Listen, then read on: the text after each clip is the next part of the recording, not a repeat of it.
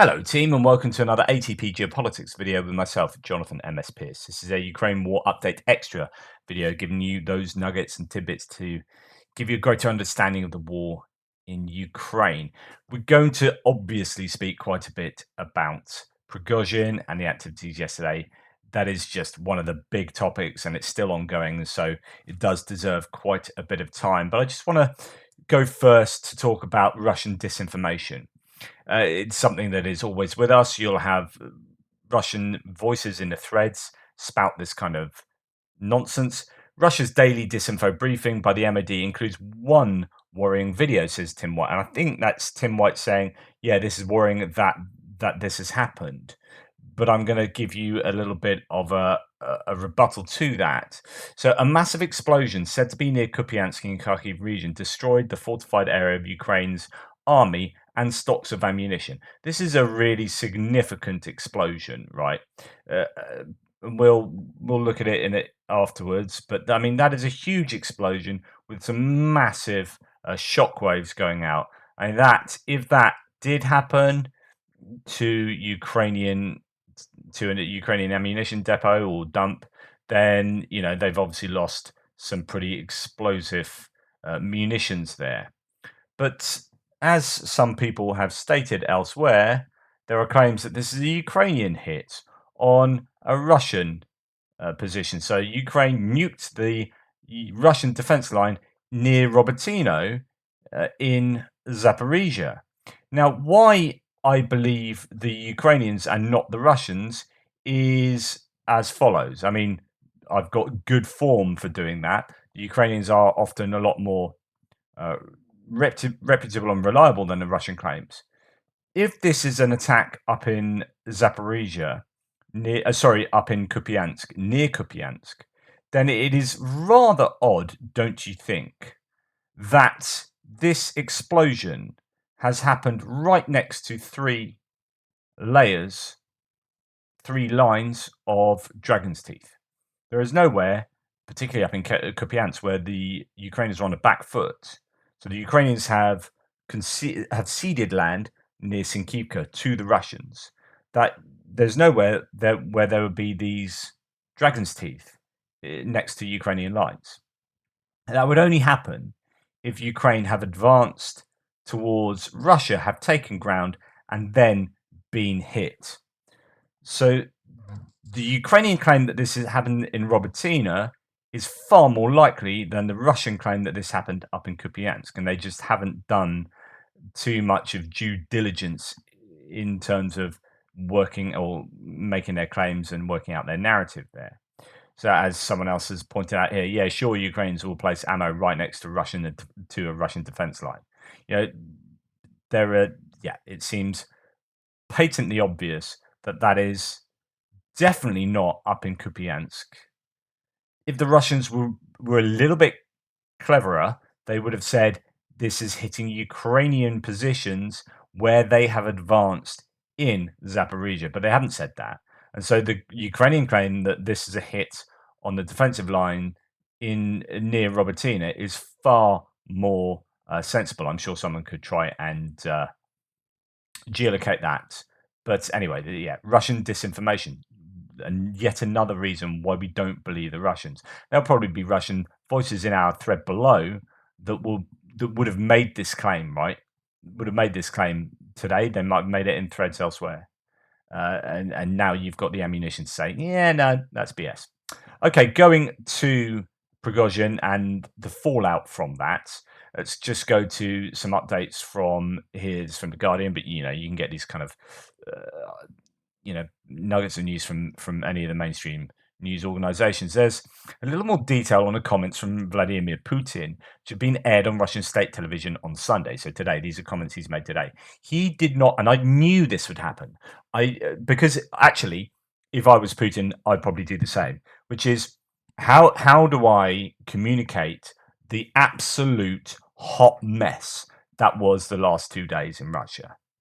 What I would want to say, I would want to appear very assured, calm, and confident, whilst also effectively ignoring that. And don't even talk about it. If you don't talk about it, you're not bringing it to people's attention, and you kind of papering over it as if it never happened. And you might say, yeah, that's a bit dodgy, ignoring that, and you're not kind of if you're in the business of selling a narrative to your acolytes or to your compliant population, then actually this is probably his best bet. So he's basically not talked about it. He said he was confident in his plans for Ukraine, but the interview appeared to have been recorded before the aborted Wagner revolt. Well, that's interesting. Uh, so he didn't mention the Saturday's revolt in which Wagner mercenaries took the southern city before heading towards Moscow. During a short interview, quote, "We feel confident and of course we are in a position to implement all the plans and tasks ahead of us," Putin said. "This also applies to the country's defense, it applies to the special military operation, it applies to the economy as a whole and its individual areas." The comments in an interview with Kremlin correspondent Pavel Zarubin were broadcast by Russia state television. Zarubin said the interview was done after a meeting with military graduates in an apparent reference to an event held on Wednesday. In his daily briefing on Sunday, the Defense Ministry also did not mention anything about the actions of Wagner and its leader Yevgeny Prigozhin.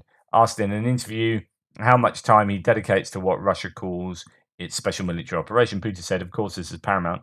Every day starts and ends with this." So, no official lines, a pre recorded interview, are kind of ignoring everything that's happened is probably their best bet, and then put into place those changes and reforms that I'm sure he's agreed with Prigozhin. There are claims, there are some rumors that his former bodyguard, Dyumin, a chap called Dyumin, is going to take over the as defense minister over Shoigu, but completely unconfirmed. Wagner rebellion, most ridiculous attempt at mutiny ever. Say Ukrainians, of course, they're going to be trolling this pretty seriously. Okay, let's look at what some other analysts say. So this isn't so much an analyst as Dmitry from War Translated referring to a comment and translating a comment from Khodakovsky. Who is he? He's leader of the Vostok Battalion. He's a chap, commander of the pro-Russian Vostok Battalion, formed in early May 2014 in the Donbass. And he's a former commander of Ukraine's Alpha Special Unit on the Security Service of Ukraine. So during the 2014 insurgency in Donbass, he defected and became the leader of the pro-Russian patriotic forces in Donbass in Donetsk Oblast, and later the security minister of Donetsk People's Republic. In May 2018, he relocated to Russia, and in September 2018, he claimed that the Russian border guards did not let him return to Donetsk. In December 2022, during the Russian invasion of Ukraine, he said that the only way Russia can win the war against Ukraine would be through the use of nuclear weapons. Anyway, so he's in charge of the Vostok Battalion. As Dmitry says here, the rift that occurred in Russia after the invasion failed to achieve its main goal has formalized yesterday, and the tensions between the two camps will continue. Prigozhin, who has been posting comments and audio messages several times a day for the past few months, has gone completely silent since he announced the withdrawal of Wagner. As Khodakovsky says, things will never be the same again.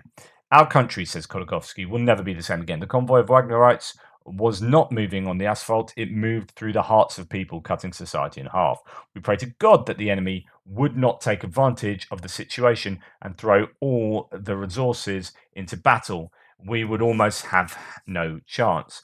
We already have a hard time, but yesterday everything hung on a very thin thread. And this is kind of what I was saying. I know one pro-Russian voice called me out on it in my thread. It's like, "Oh, you got it wrong. You said it's the beginning of the end." Well, of course, Prigozhin had to do a volte-face.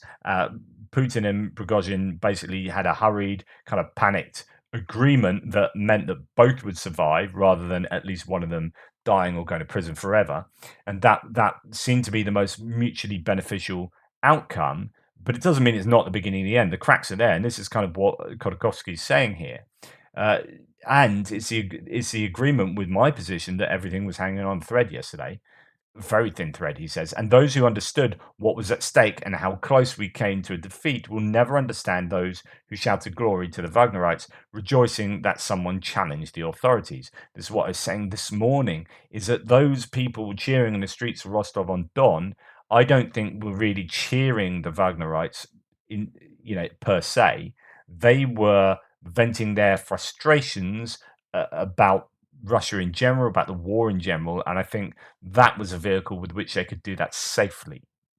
I said yesterday, continues Khodorkovsky, this is my fourth push in my life. Each of them began under a plausible pretext, and after each, the space changed not in our favour. Those who hold the front have been stabbed in the back. Those whose lives depend on holding the front experienced the darkest hours yesterday, despite the fact that every day these people are under the influence of war. Millions of people yesterday experienced horror at the thought that everything they had endured over the past years would be crossed out in one day. These millions will never be able to look into the eyes of those who hooted at the sight of falling helicopters shot down yesterday without judgment. So this is a pretty damning indictment, as I read it. Correct me if I am wrong. Of actually Prigozhin and Wagner shooting down Russian helicopters. Here's a guy in the Vostok Battalion fighting, on behalf of the Russian conventional armed forces, seeing what Prigozhin and the Wagnerites were doing as a stab in the back for him and the people who are fighting on the front line, giving up their lives for the Russian project. Uh, and yeah, and if you're cheering the Wagnerites and by extension, therefore cheering what they did, which is shooting down 7 to 8 airframes, then that is a real problem. I mean, this goes to the heart of the issue that reintegrating those Wagnerites back into the conventional armed forces, if that's one of the intentions, is going to be difficult. There's going to be a huge amount of mistrust and animosity. And if they're not reintegrated, then you're losing up somewhere between 0 and 30,000 Wagner troops from the front line, from the ability to be called into action. And some of those, 5,000 of those, are particularly elite. So it's significant. Right, let's go back to Samuel Bendet, who is he often talks about AI, artificial intelligence, and tech stuff to do with the war, autonomous and robotic military systems. So he's often talking about drones. So he's with the CNA and the CNAS. A few quick thoughts about Prigozhin's seemingly momentous march of 10,000 that was stopped today. So he's writing this last night. These are very preliminary thoughts. Much can change in the coming days as the situation settles down one way or the other. The March of 10,000 refers to the forces of mercenary units, mainly Greeks, employed by Cyrus the Younger to attempt to wrest the throne of the Persian Empire from his brother Artaxerxes the Second. Is that? Ultimately, this was part of a civil conflict, and the march exposed weakness in the Persian Empire. Today's Russia is obviously not similar to the ancient Persian Empire, but there are some similarities insofar as the ability by a small rebel force to march deep into the heart of the state without meeting significant resistance. Are there going to be consequences for Prigozhin and his entourage for the panic and concern this has caused? There has to be. Otherwise, the message is that a military force can openly challenge a state, and others have to learn that Russian state indeed has a monopoly on violence inside the country. There has to be some accountability for the military personnel who were involved and others who made no active showing of stopping Wagner or avoiding challenging Prigozhin's force altogether. Again, Prigozhin's actions were a challenge to the state, and those who did not prevent Wagner's march contributed to Prigozhin's success. Same goes for law enforcement and border forces that made no showing of stopping Wagner forces. Some openly welcomed him and his troops, again contributing to the challenge that Prigozhin posed over the last 48 hours. So the fact that this has come to some kind of solution doesn't say anything to those cracks that are obviously still there. If you have a bunch of people who on the spot defected over to Wagner there and then that finished and then kind of defected back, you still have a bunch of those people with those beliefs, feelings, and traits. That hasn't gone away.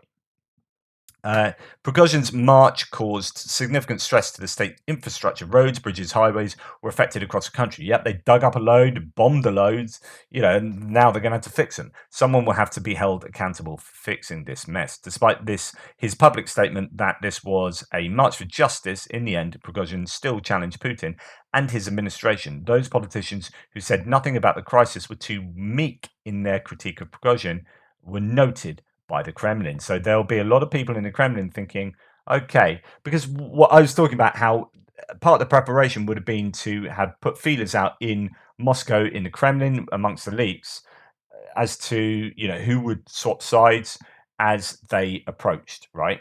As Wagner got closer to Moscow. you're not going to advance on Moscow with a couple of tens of thousands of people and expect to take Moscow.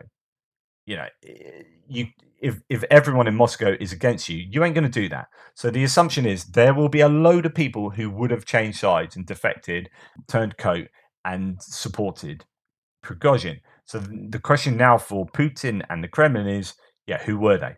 Who didn't say enough? Who didn't come out and openly support Putin straight away? And again, this talks to the fact that there is now a chasm in the Russian political landscape, that there are an awful lot of people who evidently would have been happy enough to see the end of Putin and the exchange of leaders. Those people are still there. Some of them might have flown to Turkey, and if they did fly to Turkey, those flights have been clocked. Putin and the FSB will be working out who those people would be. But at the same time, there'll be people in the FSB. There'll be people. Putin's going to be. He's paranoid anyway. He would be super paranoid. I mean, who wouldn't be super paranoid right now? Who supports me? Who doesn't? There is a weakness there in the foundations of the Kremlin, the foundations of the political edifice, on top of which Putin is perched. There are cracks there that cannot, I think, be fixed. Really, they are there to only get bigger. The MOD was Prigozhin's ultimate target, and with Shoigu with Gerasimov were nowhere to be seen. There will be some explanation for their public absence. General Surovikin and Alexeyev probably earned at least some bonus points for their public appeals to Wagner. It wouldn't surprise me if Surovikin becomes the new Gerasimov or Shoigu as well. I think he's going to be up there because he was a Prigozhin ally, but then came out publicly against Prigozhin, or at least soft. It wasn't like super hardcore against Prigozhin, but he was pro Putin and pro Russian MOD. So he's probably positioned himself now as pretty well. Actually, he's probably straddled those two sides of the fence quite successfully, but enough on Putin's side of the fence to be given a prominent position going forward, I think. Unclear how this would affect regional governors where Wagner forces marched through. At the same time, Moscow-based elites' actions were probably closely observed by those Siloviki, other politicians, etc., who would like to settle some old scores. This all played out in detail across state media, social media, and especially on Telegram, where many military commentators and volunteers voiced their opinion. Given Putin's recent meeting with that community, their opinion will be valuable in how this settles further. This armed insurrection may or may not be over insofar as the state has to re-establish internal control and demonstrate that it has the upper hand in protecting the country and the president. Unclear how this settles in the next several days. The Russian population, for the most part, keeps its distance or kept its distance or was openly cool with Wagner forces in Rostov.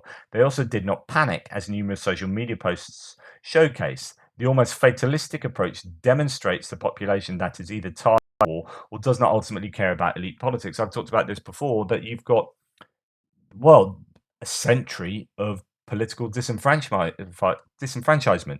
So since the Bolsheviks came to power, where you had a really politically active society, I mean, hugely so, to the point of revolution. Since then, or in the many decades of dictatorship and Communist Party rule, you've had very little political involvement and enfranchisement. Any feeling of you can't be politically active if you're living under a dictatorship and everything works to the rules of the Communist Party, so on and so forth. No one sits around a dinner table with their parents and says, "Oh, I disagree with your politics there. I'm gonna vote for these guys next election, and I'm gonna go out and campaign for them. I'm gonna do some leafleting and this and that." It's like, well, none of that happens. So what happens is the population just become compliant, and that generationally has an effect of the political activism within the country, and political education, if you like.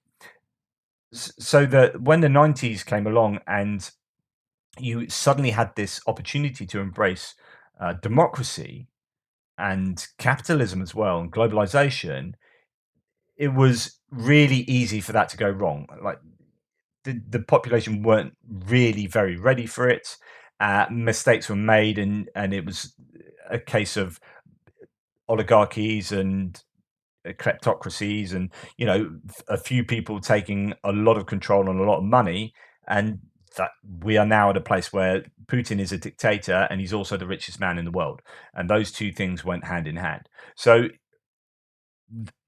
also, alongside that, we have all of his political opposition being murdered or locked up, as Navalny's facing a further 30 years in jail for extremism. So, an extension of his 9 years already. And yeah, so what does that say? It says if you are going to try and be in a party and represent a party that will run against, United Russia, against Putin's political machine, you'll more than likely end up dying or in prison and disappearing. So that then further dampens down any desires to be politically active, and yeah, just that's where Russia is really difficult. So then this, when Bendit here says this almost fatalistic approach demonstrates a population that is either tired of war or does not ultimately care about elite politics, or it is just literally unused to being political. They can't be political. There's no option. There's no realistic option for political enfranchisement in Russia. So you've just got that very pliable population. We are still a few hours into Prigozhin's stand-down order, he said last night, and much can change in the next several days, so please stay tuned.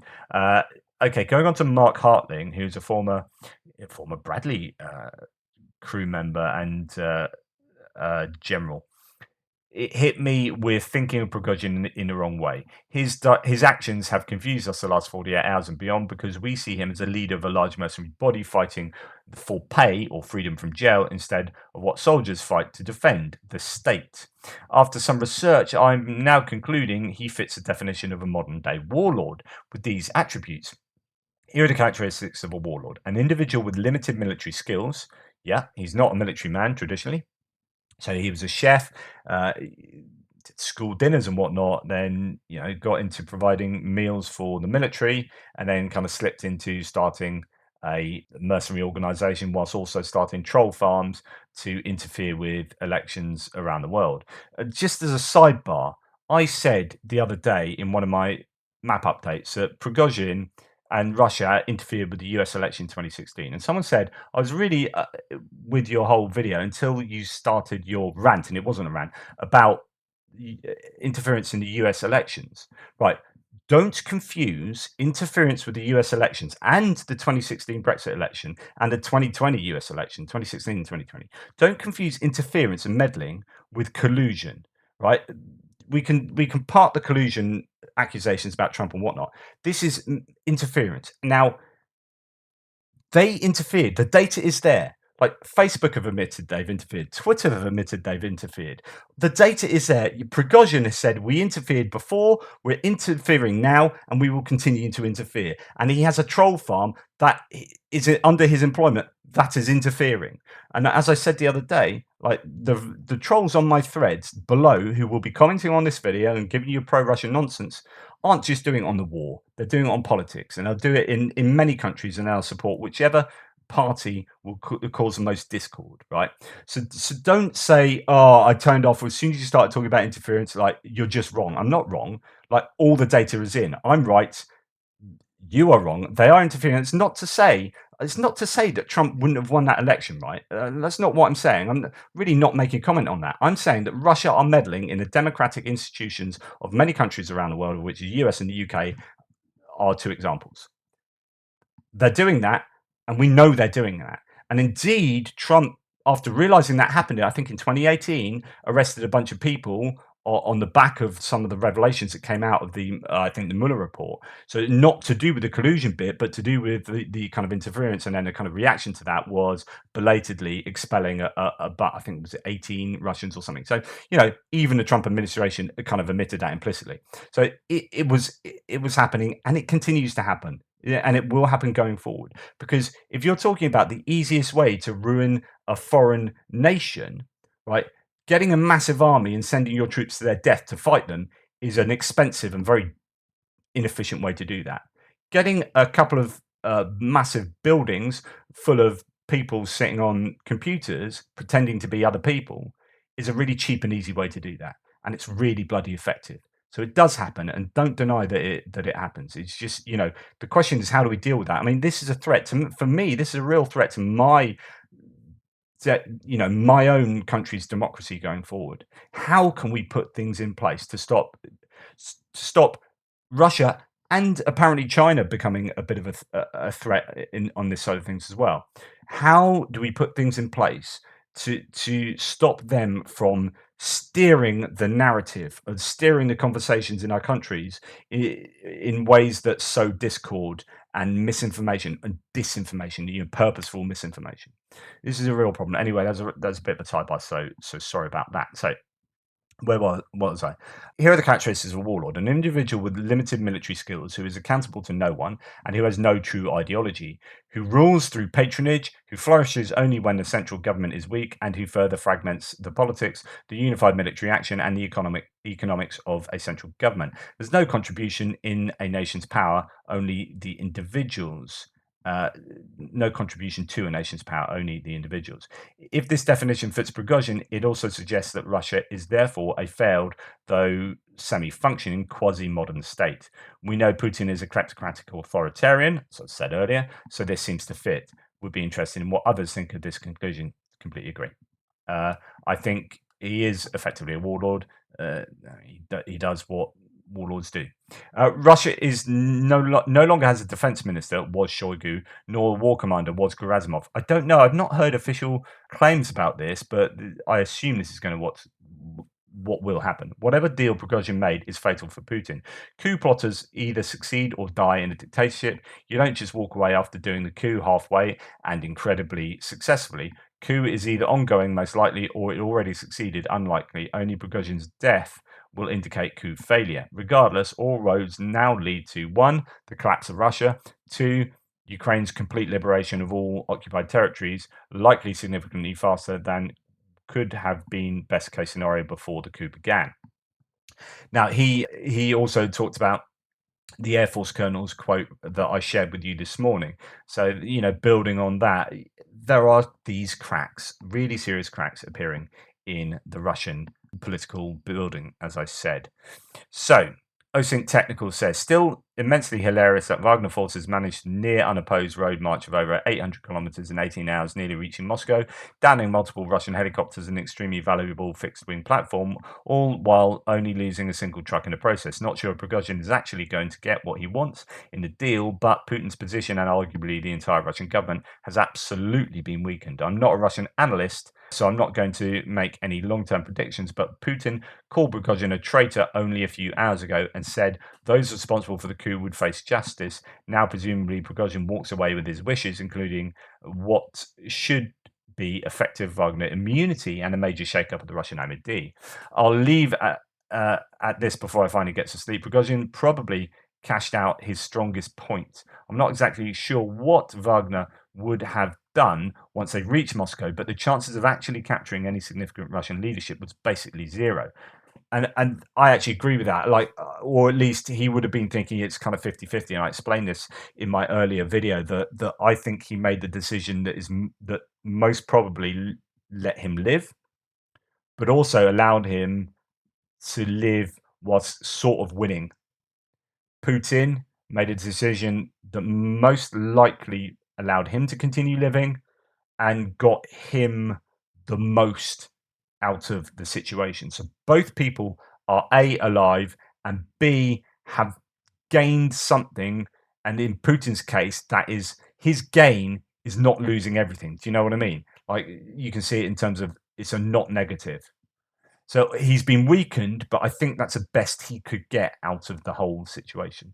So yeah, I think both of them got the best they could get out of the whole situation whilst both being alive. That's my synopsis. Right, moving on to something completely different. We are observing a huge increase in maritime traffic between the Russian Federation and Iran on the Caspian Sea. Russia has transferred to the Caspian Sea almost all of its old River Sea vessels that were built more than 40 years or more ago, says the Black Sea News portal.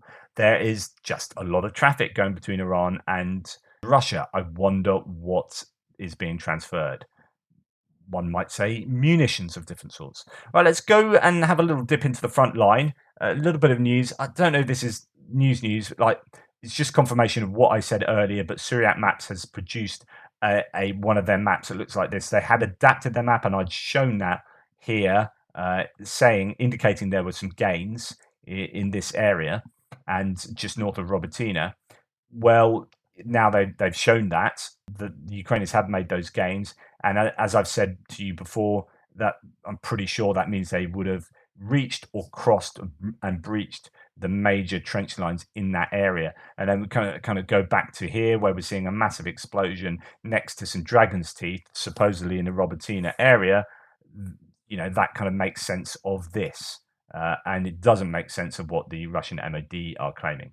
Right, moving on to the west slightly from, so we were talking Robertina, which is that there? We're now moving towards Pyatichatki. Well, actually, we're not. We're moving southwest, kind of between the two. This is a bit of footage that has been doing the rounds, right? Okay, why this is significant is that there is a destruction of 7 military trucks here, along with ammunition. And also, in fact, let's just play this snippet first, which is part of what you're going to see. But this illustrates that it looks like one of the trucks was driven away whilst burning to try and get it away from the other trucks before it massively exploded. So that is this truck here. So you've got a truck there that's destroyed, blown up. You've got a whole bunch of trucks. This one is on fire and then moves to the left, as is indicated by this editor of the video. You can see it move to the left. It's on fire, it's burning, and then bang, it goes. I don't know whether that included, you know, the driver doing that. I mean, what a brave thing to do. Say, right, I'm going to get this burning ammunition truck out of the way, rather than going, yeah, I think I'll probably get out of here now. But anyway, let's just have a look at the whole thing. It's really significant. So a whole bunch of trucks, 7 trucks arguably, getting taken out in this strike. I don't know whether this is artillery ammunition that was used here, spotted by this drone, whether the drone dropped anything on the vehicles. Certainly, I think it looks like it's spotting at the moment. And yeah, these other vehicles then get hit. There's another one there. Yeah, it looks like that was just a direct hit. So it looks like they're probably using something like Excalibur to hit these. And look at all the fuel burning off there. Really, really significant explosion. Another truck going up there, and then another truck going up there. And as you can see, you know, several trucks. Yeah, further trucks, I think, exploding towards the end. Yeah, and now it appears we've only got these few trucks at the very corner there still around, and the rest of them taken out. So the claim is that 7 trucks were destroyed in that, there or thereabouts. You get the point. That is just one incident. So when you see the figures at the beginning of the day, and it's like 35 vehicles and fuel tanks are blown up. Well, here's an example where potentially 7 are taken out in one fell swoop. And that then will have huge knock-on effects for the ability for the Russians to supply their troops. I'm sure, given the Rykova explosions and other depots that have been hit over the last week, 2 weeks, 3 weeks, I'm pretty certain the Russians are going to be scrabbling around for ammunition in a serious way pretty soon. We've already heard that there has been a downtick in the amount of artillery cover they are able to give their troops. And there are complaints there. So it does seem to be that has started happening. Then you've got 3 destroyed Russian BMPs and 1 military truck here, as said, as a result of a night work of the R-18 drone, so-called Birds of Magyar unit, did this near Rivnopil. So just to remind you, Rivnopil is near, it's on the Velika Novosilka salient, where you've got the river coming down there. Ukrainians have taken a bunch of settlements down the river, and then Rivnopil is holding out around here. Now, on the reason I'm just showing you this, in a sense, you know, this is much like any other footage. Yeah, watch a bunch of stuff getting blown up, but it appears that this is looking at the outcome of this activity in the daytime, but I think this happened at night. So this tells us that drones are really active at night. The thermal imaging on the drones is enabling the Ukrainians to hit significant numbers of targets. And here you've got a bit of a graveyard of equipment that is not only infantry fighting vehicles, but also, as you can see there, BMP truck, and another BMP. So you've got 4 vehicles taken out, probably in one instance of nocturnal activity.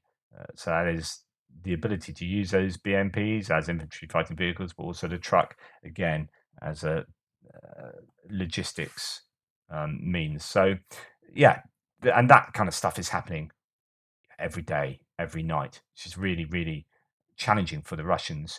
Uh, and this is why it goes back to, I'm sorry to repeat myself, but yeah, the Ukrainians might not be making huge gains territorially, but if they're doing stuff like that continually, then eventually the Russians are going to be attrited out of the ability to mount a serious defense.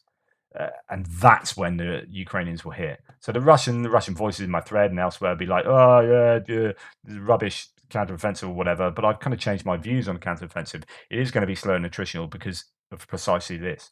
They are just absolutely hammering the Russian logistics and taking out massive numbers of equipment. I showed you Oryx numbers today. They were hugely in favor of Ukraine, and that's Ukraine on the offensive. So you wouldn't necessarily normally expect that, but I just think these drones are starting to come into their own. The artillery is being particularly useful, and the HIMARS being used to take out individual pieces of equipment as well. So all of that together means that Russia are really going to start hurting. Okay, and the last bit I'm going to talk about concerns an interview on Ukraine the Latest, the Daily Telegraph podcast. This is from a couple of days ago, just interviewing the author of a book on Bashar al-Assad, the leader of Syria. He's actually the Daily Telegraph's defense correspondent. So I've not heard him talk on this, considering the Ukraine the Latest podcast is all about defense, but they're interviewing him here, and he's giving his idea of how the Russians didn't learn, or they learnt the wrong lessons from Syria, from Grozny, so on. Can you just talk a little bit more on the Russian involvement? And I know that some of the generals, of course, as we've spoken about on the podcast in the past, that were in Syria are now in Ukraine. I'd be interested to hear your reflections on that. Yes, well, probably a third of the book looks in some detail at exactly what the Russians did in Syria. And I think in general terms, most people will recall the terrible devastation the Russians inflicted on rebel strongholds like Aleppo, which were leveled to the ground. And the tactics used against Aleppo were very similar to the tactics the Russians had used earlier in their assault against Grozny during the Chechen conflict, where they basically ignored all the normal laws of warfare and just pummeled civilian areas into submission. We haven't seen anything like this since the Second World War in Europe, and it's quite appalling. But, and I think this is where the Russian experience in Ukraine is very interesting. In Syria, the Russians didn't encounter any meaningful opposition. The rebel groups were militias. They didn't have the ability to defend their skies against Russian air power and Russian missiles. And so the Syrian rebels were completely outgunned and crushed. And a lot of the Russian generals who fought in Syria, as you said, then went on to take part in the Russian invasion of Ukraine, where they thought the tactics they used in Syria would achieve the same results. But of course, the big difference is that in Ukraine, they met a properly organized and equipped military that completely defeated them.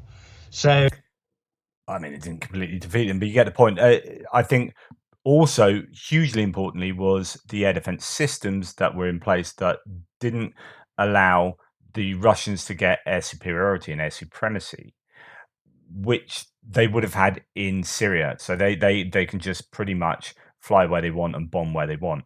That allows them, a great deal of freedom in Syria to cause havoc.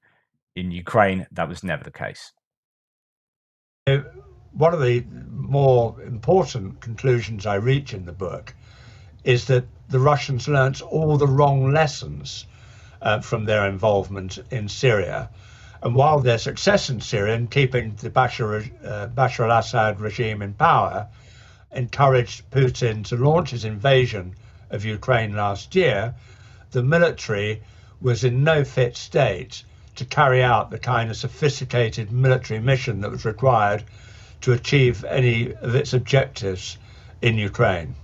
It's very Yeah, and I agree, although I go back to what I always say, which is actually their objectives in Ukraine weren't to go to war. They didn't see the need to do the suppression of enemy air defenses because they were just going to waltz into Kyiv, depose the government, replace it with their own people, and then get out, have a parade, and then get out. So it all comes down to. So on the one hand, while I agree with that, I don't think they were planning to do a war. It was, like I say this all the time, it was a special military operation. They went in to just have a 2 to 15 day turnaround, job done, use the Rosgvardia, you kind of be using a lot of riot police and that whatnot. They're going to welcome us with open arms. They're all Nazis, they're all on drugs. We're going to go in there, get rid of Zelensky, put someone else in, and everyone will just congratulate us and give us bunches of flowers. Oh, that didn't happen? No. Oh, right. Within 2 days, it's never gonna work. Right. Now we're in a war. So if we had planned to be in a war from the beginning, we would have spent 3 months bombing places and doing suppression and destruction of enemy air defenses. We didn't do that because we didn't plan for a war. This was never a war, but it is a war now. So I would kind of agree with what you're saying there, but also kind of not. Yes, they didn't do that. It wasn't they didn't learn. They thought this was going to be another Syria. I don't think it was. It was never going to be another Syria. They weren't just going to waltz in and have a war and bomb stuff and destroy stuff and then come unstuck because actually the Ukrainians were far better equipped and trained and whatever and resistant than the Syrians. No, they weren't going to do a Syria. They were going to do a deposing of the government, which is a whole different thing. Anyway, let me know what you think. Am I right? Am I wrong? Who knows? You guys probably know. Thank you very much for watching. Please like, subscribe, and share. Thanks for all your support. I've updated the members. Thank you list. You're all amazing. Take care, and I'll speak to you soon.